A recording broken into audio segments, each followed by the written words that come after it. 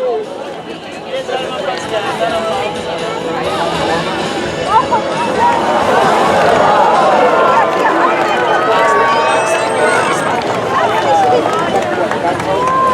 now I'd like to introduce one of our very own killer whale trainers, Katie. Thank you, Jamie, and hello, everyone. As Jamie said, we are continuously inspired by these beautiful and intelligent animals. I've been working at SeaWorld San Diego for almost 8 years now, and very fortunate to be working with the killer whales for almost 3. Now, SeaWorld San Diego is now home to 11 killer whales. We have 5 males and 6 females, and their ages range from 7 weeks old to 50 years old. Now, I'd go ahead and like to introduce a couple of the whales that are actually going to be helping us out today. The first one is right here in front of me. This is Corky. She happens to be our oldest whale at 50 years old at 8,300 pounds. Now, also joining her is a mature male. We have Keet over here. We have a juvenile male at 12 years old, Ikaika. And then last but not least, we have Orchid at 26 years old. Now, I have a question for everyone. At the raise of hands, how many of you have actually seen killer whales out in the open ocean? Yeah, it can be very tough to see them out there. That's why we're so very fortunate to be able to see them and learn from them here at SeaWorld San Diego. So now I'm going to go over a couple of their physical characteristics. Now, the first being their size. As you can see, they are very large animals. Our whales range in size from 300 pounds to close to 10,000 pounds, and in length from 7 feet long to 21 feet long. Next, we're going to look at that beautiful black and white coloration. Now, this black and white color pattern is actually a type of camouflage that helps break up the killer whale's actual size and shape from their prey, and is something known as disruptive coloration. Now, on their backs, you're going to notice those dorsal fins. Now, the dorsal fins are used to help keep the killer whales stable in the water. Now, dorsal fins come in all shapes and sizes. Some are tall, some are short, some are curved, some are not. Now, the reason for this, is one of the most commonly asked questions we do get here is, why do some dorsal fins curve? Now, there's actually no skeletal structure in that dorsal fin to support its weight and height. It's made up completely of a connective tissue. So, if you guys didn't have any bones in your body, what would happen? You'd probably bend over, right? Same exact thing. We've also found that if killer whales do spend a little bit more time at the surface of the water, whether it's in a facility or the open ocean, that too can cause the dorsal fin to curve.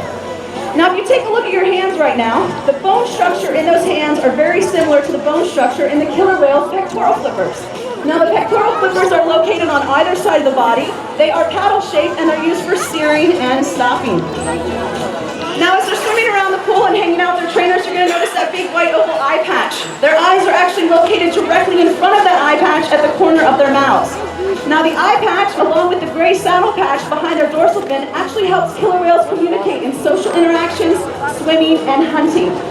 Now, killer whales are among one of the fastest marine mammals. They propel themselves through the water using an up and downward motion of their tail flukes, usually cruising at speeds of about 8 miles per hour, but they can reach top speeds of 28 miles per hour. Let's watch.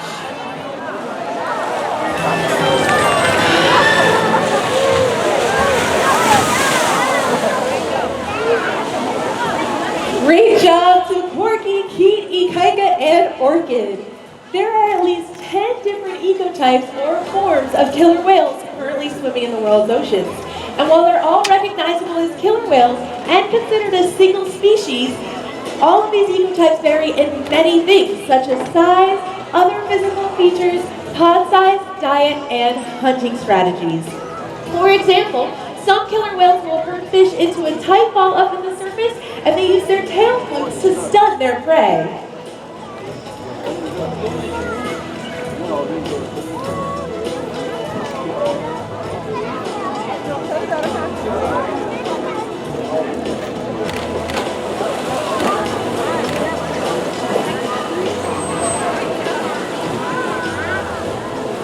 Killer whales in the Antarctic have been seen washing seals off of ice floes. They swim fast side by side and dive below the floe at the last second, creating a powerful wave.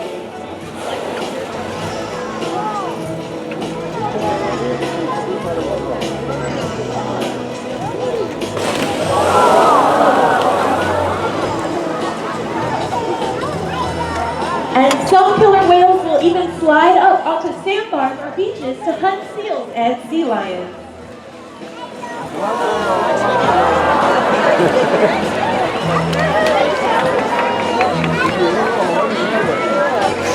This combination of physical adaptation and cooperative behavior or teamwork made killer whales successful hunters in the sea. Inside their mouths are over 40 interlocking cone-shaped teeth used for grasping their food and swallowing it whole. Here in SeaWorld, each individual killer whale can eat between 100 and 200 pounds of restaurant quality fish every single day. But it takes more than an excellent diet to keep our whales in good health. Preventative care is a key component. How many of you have gone to the doctors before? Of course, and just like all of us, our killer whales will get regular medical exams, but we actually do it every single day. The same training techniques used for the big impressive behaviors are also used to help our killer whales calmly accept regular medical procedures. This is called husbandry training. Animal training techniques help veterinarians and trainers perform medical examinations more easily. Training the animals to do husbandry behaviors allows us to gather medical history information, helping us to provide top quality animal care. An important component is to train all our animals to calmly accept routine medical procedures, like taking measurements and weights. Routine measurements allow us to determine actual growth rates for an animal, information that is nearly impossible to obtain in the wild. The whales also exhale on cue, and from that we can get blowhole samples to be cultured. We're also able to examine the whale's teeth and perform dental work if needed. Because of successful training techniques, the whales even give us a urine sample when signaled to do so. And we can calmly take blood samples from the tail flukes, since the veins are so close to the surface of the skin and easy to see. Delicate procedures also are possible, such as taking x-rays and obtaining sonogram data. By routinely conducting husbandry procedures, we can establish healthy baseline data for each animal, and then we can use the baseline data to more easily diagnose and treat illnesses. Plus, we can share this information with other professionals involved in caring for the same species, as we all strive towards the same mission of protecting and preserving these amazing animals.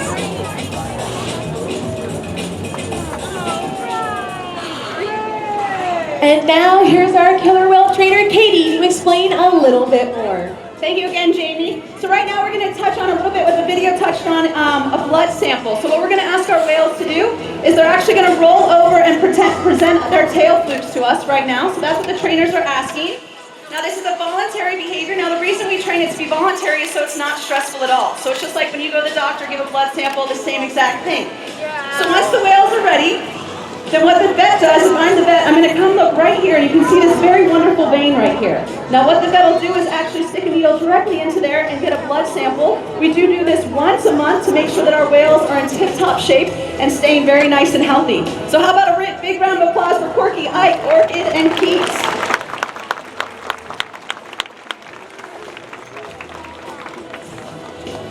We have learned a lot by working with killer whales here and collaborating with scientists on research studies, yet much remains to be discovered and understood. Working with our killer whales here leads to a better understanding and care for both animals in our parks and out in the oceans. Like most of the ocean's marine mammals, killer whales have developed complex sounds that they use to explore their world and communicate with each other. They produce these sounds through their blowhole. More than 12 years of research has been done right here at Shamu Stadium on killer whale vocal development. This stadium is equipped with underwater microphones called hydrophones. These hydrophones allow us to know which whale is making the sound and which specific call the whale is making. Through research, we have found that killer whale vocal development is very similar to human language development. Killer whale calves start out making cries, then move on to babbling, then they begin to imitate the adults.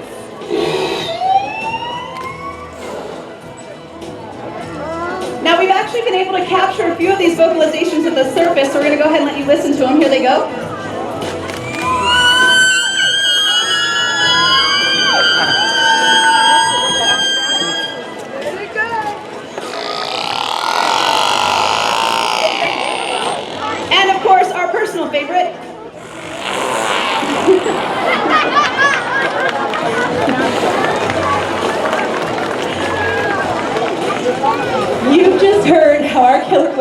able to communicate with each other.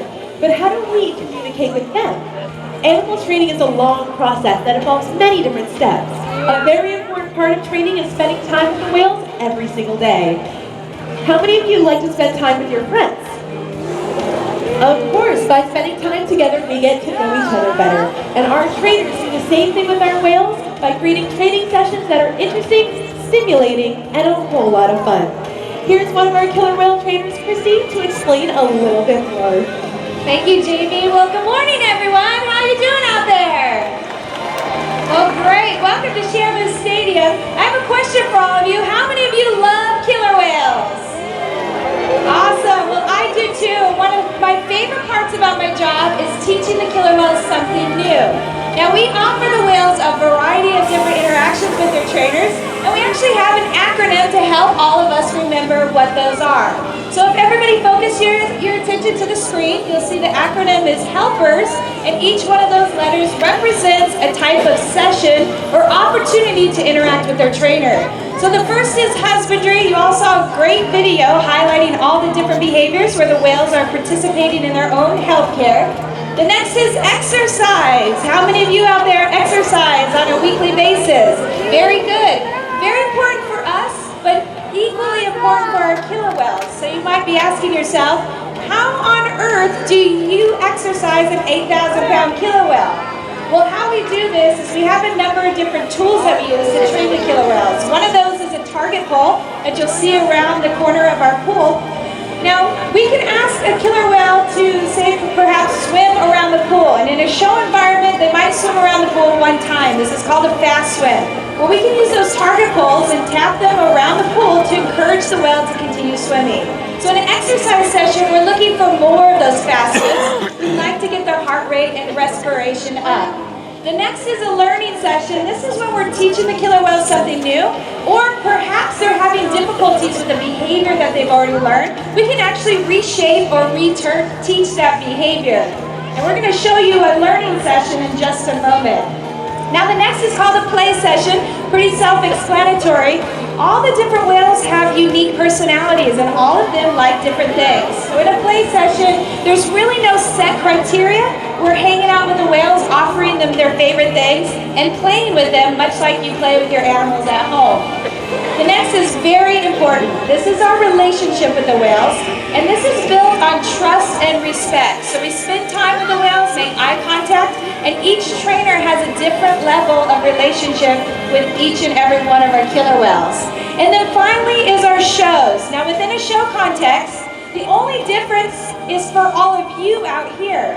Now, all of the different sessions that I mentioned, we can offer the killer whales in our show environment, so it's no different from a learning session or an exercise session. The difference is for all of our guests. So you might see unique visuals up on the screen, we might have music or fountains, but for the killer whales, it's just another opportunity to interact with their trainers. So we use awkward conditioning to train the whales. You see the whistles around our neck. This simply communicates to the killer whales, yes, you've done something correct, come back, and we're going to reward you in some fashion.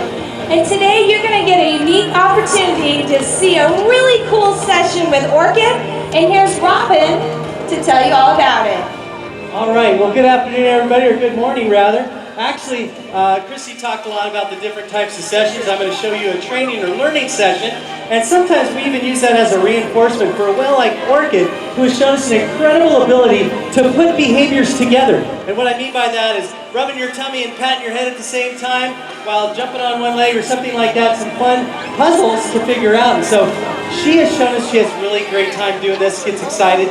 So what I'm talking about is, let me just show you a simple behavior called a bow. It's a simple jump right over here. You see this in the shows. You also see videos of these guys out in the wild doing a very similar jump to this. All right, so that was just one behavior, right? So let's go ahead and show you what I'm talking about. We're going to add some modifiers to modify that bow. All right, let's see. We'll add a squirt. There's a squirt. How about a peck wiggle? She's wiggling her pectoral flippers. So now let me see if I can go squirt, wiggle your flippers, and jump all at the same time. So we're looking for all three of those things right over here. And if she gets this right, we might add a fourth one if she can do that. Very good. You guys see all those behaviors put together? Fantastic. I'm going to reinforce with a little bit of ice. Now let's just add one more thing here. Let's see if she can do that upside down. What do you guys think? So roll over, squirt, wiggle your pecs, and jump all at the same time. All right, look for all 4 of those right over here.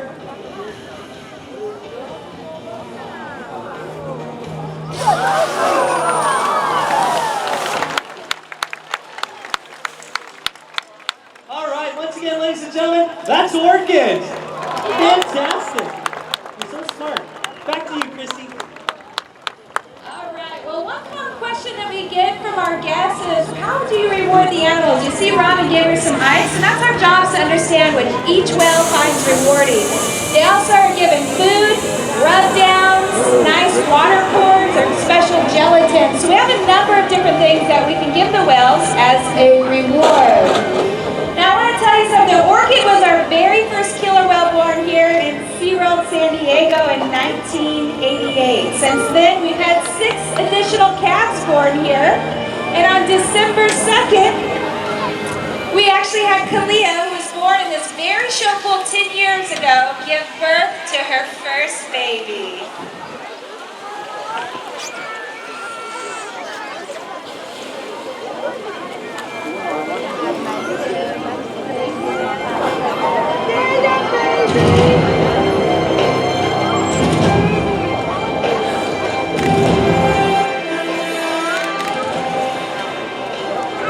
Really excited for the birth of Kalia's first calf. She was there for her little brother's birth, and it's really coming full circle because her mom will be helping her out this time, and we're all really, really excited. It's going to be amazing. The measurements that we just took on Kalia were actually her total girth, right around her belly where she really starts to grow when she's pregnant. So we've been able to monitor that distance throughout the entire 18 months. The pregnant killer whale at SeaWorld is monitored very intensively. Every 2 weeks, the veterinarian stops by, does an ultrasound, does a blood draw, just to make sure everything is in place and progressing normally. The trainers and veterinarians are ready for this baby, and I can't wait to meet another baby killer whale and welcome him or her to our family. Are you ready to be a mama? Yes, you're going to be a good mama.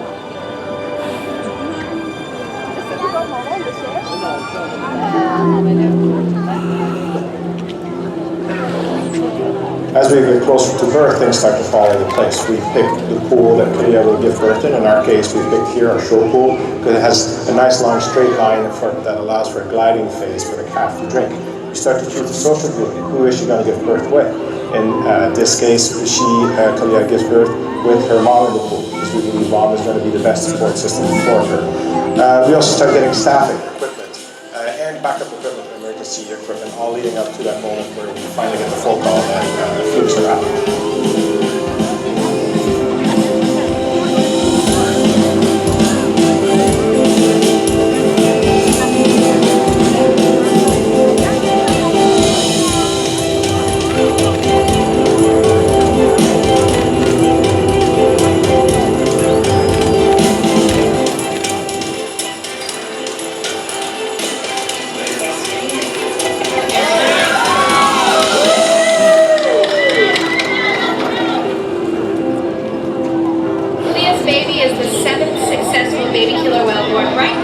San Diego, and I gotta tell you, it gets more and more exciting each time.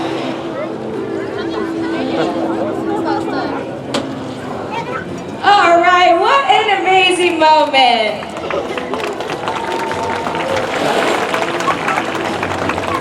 Well, all of the trainers that you see here today, we're actually here the day of the birth, so we're so excited to welcome baby Shamu to our family.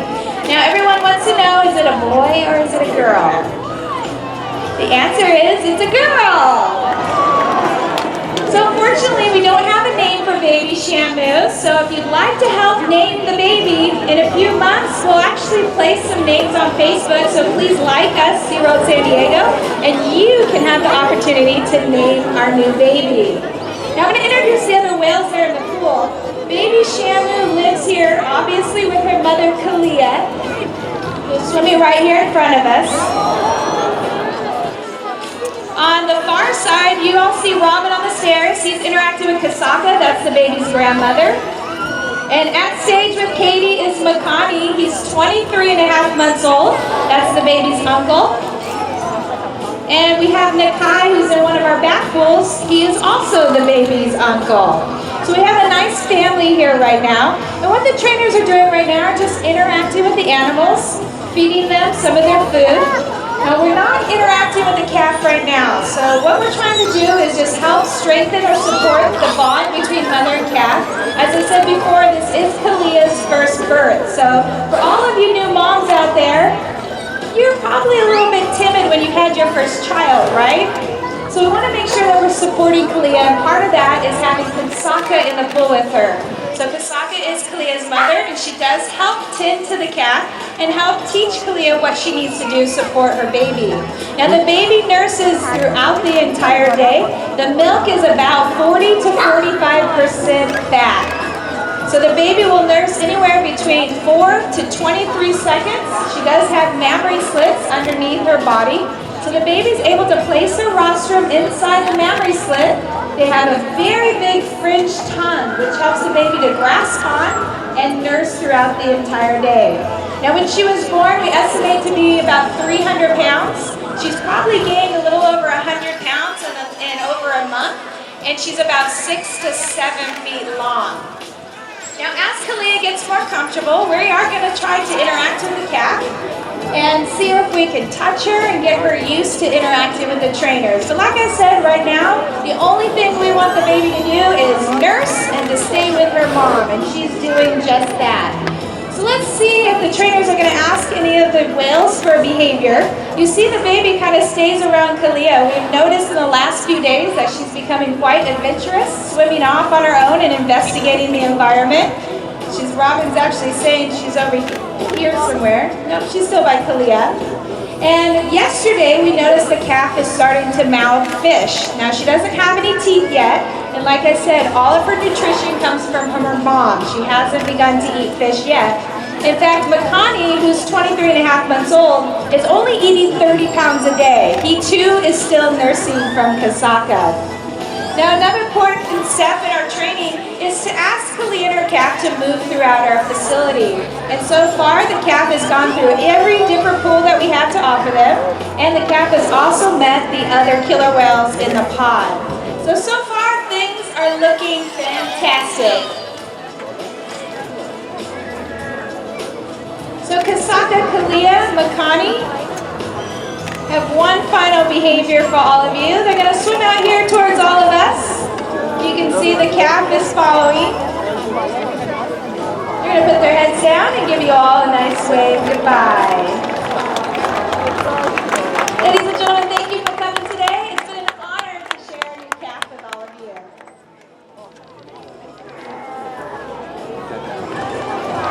What an amazing story about our brand new baby Shamu. Killer whales are found throughout the